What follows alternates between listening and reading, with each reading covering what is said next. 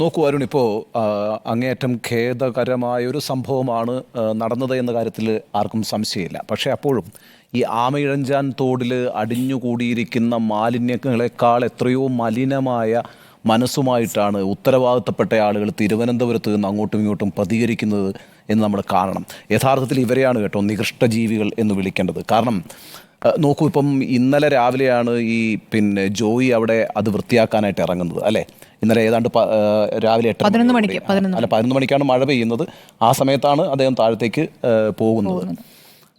ഇന്നലെ ജോയി അവിടെ ഇറങ്ങുമ്പോൾ മിനിങ്ങാന്ന് അവിടെ അടിഞ്ഞുകൂടിയ വേസ്റ്റോ മറ്റു മാലിന്യങ്ങളോ നീക്കം ചെയ്യാൻ വേണ്ടിയിട്ടല്ല ജോയി അവിടെ ഇറങ്ങുന്നത്.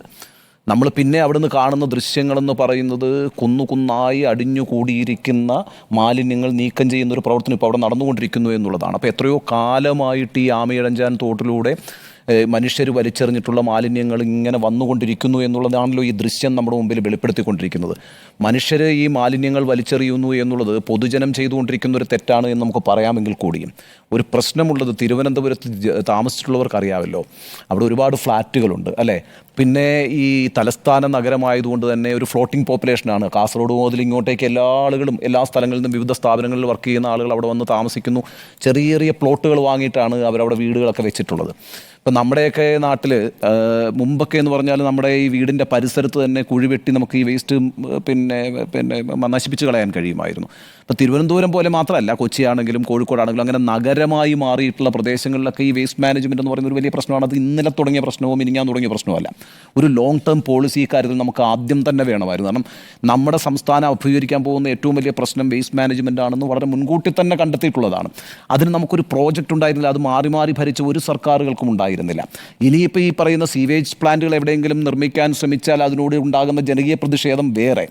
ഇങ്ങനെയൊക്കെയുള്ള പ്രതിസന്ധികൾ നിൽക്കുന്നൊരു സംസ്ഥാനമാണ് നമ്മുടെ ഉയർന്ന പൗരബോധമുള്ള ഉയർന്ന ജീവിത നിലവാരമുള്ളൊരു സംസ്ഥാനമാണ് എന്നൊക്കെ പറയുമ്പോൾ ഞാൻ പലപ്പോഴും നമ്മുടെ ജീവിത രീതികളെ യൂറോപ്യൻ രാജ്യങ്ങളുമായിട്ടൊക്കെ അങ്ങ് ബന്ധിപ്പിച്ച് കളയുമല്ലോ. അല്ലെങ്കിൽ ലണ്ടനിലെ ജീവിത മാതൃകയാണ് നമ്മുടെ മാതൃക എന്ന് പറയും. ഇപ്പോൾ ഒരു ഉദാഹരണം ഞാൻ പറഞ്ഞാൽ, അമേരിക്കയിൽ ഒരു സൗത്ത് കരോലിന ആണെന്ന് തോന്നുന്നു, അവിടെ ഒരു സ്കൂൾ ബസ് ഇങ്ങനെ പാർക്ക് ചെയ്തിരിക്കുകയാണ്. ആ സ്കൂൾ ബസ് പാർക്ക് ചെയ്തപ്പം അതിൻ്റെ മുകളിലേക്ക് ഒരു പൈൻ മരത്തിൻ്റെ കൊമ്പൊന്ന് വീണു. അതൊരു ഡെഡ് പൈൻ ട്രീ ആയിരുന്നു. ഒരു നശിച്ചു കഴിഞ്ഞിരുന്ന ഒരു പൈൻ മരമാണ്. അതിൻ്റെ കൊമ്പൊടിഞ്ഞ് വീണു. അവിടെ കുട്ടികളൊന്നുമില്ല കേട്ടോ ആ വണ്ടിക്കകത്ത്. അവിടെ സ്കൂൾ ബസ് ഇങ്ങനെ പാർക്ക് ചെയ്തിരുന്ന സമയത്താണ് ഇത് വീണത്. ഇമ്മീഡിയറ്റ് ആയിട്ട് പീനലൈസ് ചെയ്ത ആരെയെന്നറിയാം? അവിടുത്തെ കോർപ്പറേഷൻ്റെ മേയറെയാണ്. ആ മേയറെ അടക്കം നിയമ നടപടിയിലേക്ക് കൊണ്ടുവരണം. അത്ര കരുതലാണ് ഞാൻ പറയുന്നത്.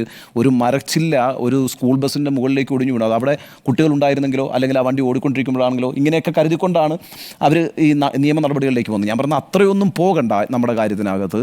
ഈ പറയുന്ന ഈ മാലിന്യങ്ങൾ വർഷങ്ങളായി അടിഞ്ഞു കൂടിക്കൊണ്ടിരിക്കുന്നു എന്നതിനോട് എത്ര നിസ്സംഗമായൊരു സമീപനമാണ് ഉത്തരവാദിത്തപ്പെട്ടവർ എടുക്കുന്നത് എന്നുള്ളതാണ്. ഇത് റെയിൽവേയുടെ ഉത്തരവാദിത്തമാണോ അതോ കോർപ്പറേഷൻ്റെ ഉത്തരവാദിത്തമാണോ എന്നൊക്കെ പറഞ്ഞ് അങ്ങോട്ടും ഇങ്ങോട്ടും കലഹിക്കുമ്പോൾ ഒരു മനുഷ്യജീവൻ പോയിരിക്കുന്നു എന്നുള്ളതാണ്. മനുഷ്യജീവൻ പോയതിനോടൊപ്പം നമുക്ക് മുമ്പിൽ വെളിപ്പെട്ട ദൃശ്യങ്ങൾ നമ്മൾ കണ്ണുറക്കേണ്ടതാണ്. നേരത്തെ ജിജി തോംസൺ നമ്മുടെ സ്മൃതിയുടെ ചർച്ചയിൽ പറയുന്നുണ്ടായിരുന്നു ഈ 2015 നടത്തിയ ഓപ്പറേഷൻ അനന്തയെക്കുറിച്ച്. ആ ഓപ്പറേഷൻ അനന്തയുടെ കാലത്ത് അദ്ദേഹം അഭിമുഖീകരിച്ച പ്രശ്നങ്ങളെക്കുറിച്ച് ഞാൻ മാതൃഭൂമി ന്യൂസ് ചാനൽ പ്രവർത്തിക്കുമ്പോൾ അദ്ദേഹമായിട്ടൊരു ഇൻ്റർവ്യൂ നടത്തിയിരുന്നു. വലിയ എതിർപ്പുകളാണ്. നമുക്ക് ചെറിയ രീതിയിലല്ല. കാരണം വെച്ചാൽ നിങ്ങൾക്ക് നല്ല പരിചയമുള്ള സ്ഥലമാണല്ലോ ഈ പറയുന്ന തിരുവനന്തപുരം നഗരത്തിലൂടെ ഈ പറയുന്ന എല്ലാ ഓടകളുടെ മുകളിലും കടകളാണ് അല്ലേ.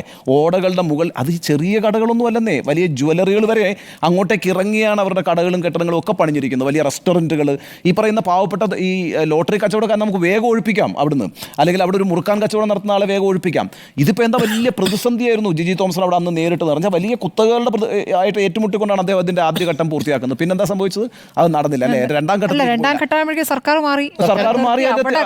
അതിൻ്റെ പ്രശ്നം എന്താണെന്ന് വെച്ചാൽ നോക്കൂ, അവിടെ എക്കാലവും തിരുവനന്തപുരത്ത് നമ്മൾ എത്രയോ കാലമായിട്ട് ജീവിക്കുന്നതാണ്. ഒരു മഴ പെയ്ത് കഴിഞ്ഞപ്പോൾ തിരുവനന്തപുരം നഗരത്തിലേക്ക് നമുക്ക് ഇറങ്ങാൻ പറ്റുമോ? ഇറങ്ങാൻ കഴിയില്ലെന്നേ. കാരണം ഇന്നും ഈ പറയുന്ന ഈ മാധ്യമ പ്രവർത്തനം നടത്തുന്ന നമ്മളെല്ലാവരും മഴ കേരളത്തിൽ ശക്തമാവുന്നു എന്ന് പറഞ്ഞാൽ ആദ്യം വിളിക്കുന്നത് തിരുവനന്തപുരം ബ്യൂറോയിലേക്ക്. എന്നിട്ട് 2 ക്യാമറ തമ്പാനൂരിലേക്ക് വിടാൻ പറയും. കാരണം ഏറ്റവും മനോഹരമായ ദൃശ്യങ്ങൾ ദൃശ്യമാധ്യമങ്ങൾക്ക് കാണിക്കാൻ പറ്റുന്നത് ഈ തമ്പാനൂർ മുതൽ കിഴക്കേക്കോട്ട വരെയാണല്ലോ എന്നേ. കേരളത്തിൻ്റെ തലസ്ഥാനമാണ്. ആ സ്ഥലത്താണ് പതിറ്റാണ്ടുകളായിട്ട് ഈ ദുരന്തം നടന്നുകൊണ്ടിരിക്കുന്നത്. ഞാൻ ഈ പറഞ്ഞുകൊണ്ടിരിക്കുന്ന കാര്യം വെച്ചാൽ ഇതൊരു കണ്ണു തുറപ്പിക്കണം എന്ന് പറയുന്നതിനും ഒരു മനുഷ്യൻ മരിക്കണമായിരുന്നു എന്നൊക്കെ ചോദിച്ചാൽ അറിഞ്ഞുകൂടാ. പക്ഷേ ഈ പ്രശ്നം നമ്മൾ കണ്ടുകൊണ്ടിരിക്കുന്ന ദൃശ്യങ്ങൾ നമ്മുടെ കണ്ണു തുറപ്പിക്കണം. നിങ്ങൾ ഈ പരസ്പരം അങ്ങേറ്റം അങ്ങോട്ടും ഇങ്ങോട്ടും ചെളിവാരി എറിഞ്ഞുകൊണ്ട് നികൃഷ്ടരായി നിൽക്കാതെ ഇതിൻ്റെ ഉത്തരവാദിത്വമാർക്കാം. എനിക്കൊരു ആവശ്യമുള്ള എന്താ അറിയോ, ഞാൻ ഈ സത്യസന്ധമായി പറയുന്ന ഈ കാര്യത്തിൽ ഒരു ജുഡീഷ്യൽ അന്വേഷണം വേണമെന്നാണ്. ഈ സാധാരണഗതിയിലുള്ള ഏത് പ്രശ്നത്തിനും ഈ പറയുന്ന കാര്യങ്ങൾക്കൊക്കെ ജുഡീഷ്യൽ അന്വേഷണം പ്രഖ്യാപിക്കാറുണ്ടല്ലോ. ഇതൊരു ആരും ആവശ്യപ്പെട്ടിട്ടില്ല. ഞാൻ പറയുന്ന ഒരു മനുഷ്യൻ്റെ മരണവുമായി ബന്ധപ്പെട്ട് നമ്മൾ കണ്ട ദൃശ്യങ്ങൾ എന്ന് പറയുന്നത് ഒരു സംസ്ഥാന തലസ്ഥാനത്തെ ജനജീവിതം എങ്ങനെയാണ് നടന്നുകൊണ്ടിരിക്കുന്നത് എന്നുള്ളതിൻ്റെ ഒരു പ്രശ്നമുണ്ടെന്നേ. ഇത് കണ്ടെത്തുന്നതിനും ഇതിൻ്റെ ഉത്തരവാദിത്തങ്ങളെ കൊണ്ടുവരുന്നതിനും ഇത് ആവർത്തിക്കപ്പെടാതിരിക്കാനും അതിനേക്കാളൊക്കെ അപ്പുറത്ത് ഈ വേസ്റ്റ് മാനേജ്മെൻറ്റ് എന്ന് പറയുന്ന പ്രശ്നത്തെ ശരിയാവണ്ണം അഡ്രസ്സ് ചെയ്യാനും ഒരു ജുഡീഷ്യൽ അന്വേഷണം ഈ കാര്യത്തിൽ ആവശ്യമാണ്. അത് റെയിൽവേ ആണോ ഉത്തരവാദി, അല്ലെങ്കിൽ പിന്നെ തദ്ദേശ ഭരണ വകുപ്പാണോ ഉത്തരവാദി, അല്ലെങ്കിൽ ആ കോർപ്പറേഷനാണോ ഉത്തരവാദി, ആരെങ്കിലും ഒരാളെ ഫിക്സ് ചെയ്യുകയല്ല. നമ്മൾ ചെയ്യേണ്ട ഉത്തരവാദിത്തങ്ങൾ നിർവഹിക്കുന്നതിൽ നിന്ന് ഉത്തരവാദിത്തപ്പെട്ട ജനപ്രതിനിധികളും ഉത്തരവാദിത്തപ്പെട്ട സംവിധാനങ്ങളും എങ്ങനെ പിന്നോട്ട് പോകുന്നു, അതെങ്ങനെയാണ് ഒരു സംസ്ഥാനത്ത് ദുരന്തമായി മാറുന്നത് എന്നത് വെളിപ്പെടണമെങ്കിൽ, അത് ഫിക്സ് ചെയ്യണമെങ്കിൽ ഇത്തരത്തിലുള്ള വലിയ അന്വേഷണത്തിലേക്ക് പോകണം. ഞാൻ ഒരു കാര്യം കൂടി പറയാം. ഇനി കേരളം അഭിമുഖീകരിക്കാൻ പോകുന്ന വേറൊരു പ്രശ്നം ഞാൻ പറയട്ടെ. നമ്മൾ ഈ നാട്ടിലൂടെ യാത്ര ചെയ്യുന്നതാണല്ലോ, പാർക്കിംഗ് കേരളത്തിൽ വലിയ പ്രശ്നമായിട്ട് വരാൻ പോവുക. ഇന്നിപ്പോൾ കേരളത്തിൽ ഏറ്റവും കൂടുതൽ ഈ റോഡ് ആക്സിഡൻറ്റ്സ് ഉണ്ടാകുന്നതിൻ്റെ ഒരു പ്രധാനപ്പെട്ട കാര്യം ഈ പാർക്കിംഗ് സ്പേസ് ഇല്ലാത്തതാണ്. നമ്മളിപ്പം ഒരു 7 മണി മുതൽ പിന്നെ യാത്ര ചെയ്ത് തുടങ്ങിയാൽ എല്ലാ റെസ്റ്റോറൻറ്റുകളുടെയും വാതിക്കൽ ഒരുപാട് വണ്ടികൾ കിടക്കുന്നതാണ്. ഇപ്പോൾ സാധാരണഗതിയിൽ ഡൈനിങ് ഔട്ട് എന്ന് പറയുന്നൊരു പരിപാടിയുണ്ടല്ലോ, പുറത്തു പോയിട്ടാണ് ആളുകൾ വൈകുന്നേരം ഭക്ഷണം കഴിക്കുക എന്ന് പറയുന്നത്. പല റെസ്റ്റോറൻറ്റുകളുടെയും വാതിക്കൽ പാർക്കിംഗ് സൗകര്യങ്ങളില്ല. അങ്ങനെയൊക്കെ വരുമ്പോഴത്തേക്കും ഈ പാർക്കിംഗ്, അതുമാത്രമല്ല എത്ര വണ്ടികളാണ് ഒരു ദിവസം നിരത്തിലേക്ക് പുതുതായിട്ട് ഇറങ്ങുന്നത്. അപ്പോൾ ഇങ്ങനെയുള്ള പ്രശ്നങ്ങളെ ഒന്നും അഡ്രസ്സ് ചെയ്യാതിരിക്കുന്ന ഒരു സൊസൈറ്റി ആയിട്ട് നമ്മൾ മാറുന്നുണ്ട്. എപ്പോഴും ഇതുണ്ടല്ലോ, ഇന്ന് നമ്മൾ ചർച്ച ചെയ്യും കേട്ടോ, ഇന്ന് നമ്മൾ ചർച്ച ചെയ്യും, അടുത്ത 2 ദിവസം മാധ്യമങ്ങൾ ചർച്ച ചെയ്യും, കുറച്ച് ദിവസം ഇത് പ്രതിപക്ഷം ഒരു വിഷയമാക്കി എടുക്കും, അതിൽ ആ നാട്ടിൽ കുറച്ച് സംഘടനകൾ ഒരു പ്രശ്നമായിട്ട് എടുക്കും. വളരെ പെട്ടെന്ന് ഇത് വിസ്മൃതിയിലേക്ക് പോകും, വീണ്ടും പഴയ സാഹചര്യങ്ങൾ തന്നെ തുടരും. അതുകൊണ്ടാണ് ഞാൻ പറയുന്നത് ഇക്കാര്യത്തിൽ ഗൗരവമായിട്ടുള്ള അന്വേഷണങ്ങൾ ആവശ്യപ്പെട്ടുകൊണ്ട് തന്നെ ആളുകൾ രംഗത്ത് വരണം. പൗരസമിതികളുണ്ടെങ്കിൽ ആ പൗരസമിതികൾ, പൗരബോധമുള്ള ജനങ്ങളുടെ കൂട്ടായ്മയുണ്ടെങ്കിൽ ആ കൂട്ടായ്മകൾ, ഇതിനകത്ത് ഗൗരവതരമായ അന്വേഷണം വേണമെന്നും അവിടെ ആരാണ് കുഴപ്പമെന്നുള്ളത് ഫിക്സ് ചെയ്യപ്പെടണമെന്ന് ആവശ്യപ്പെടുകയും വേണം. അതിനുള്ളൊരു ഒരു സമരമാർഗത്തിലേക്ക് വരണം എന്നാണ് എൻ്റെ അഭിപ്രായം.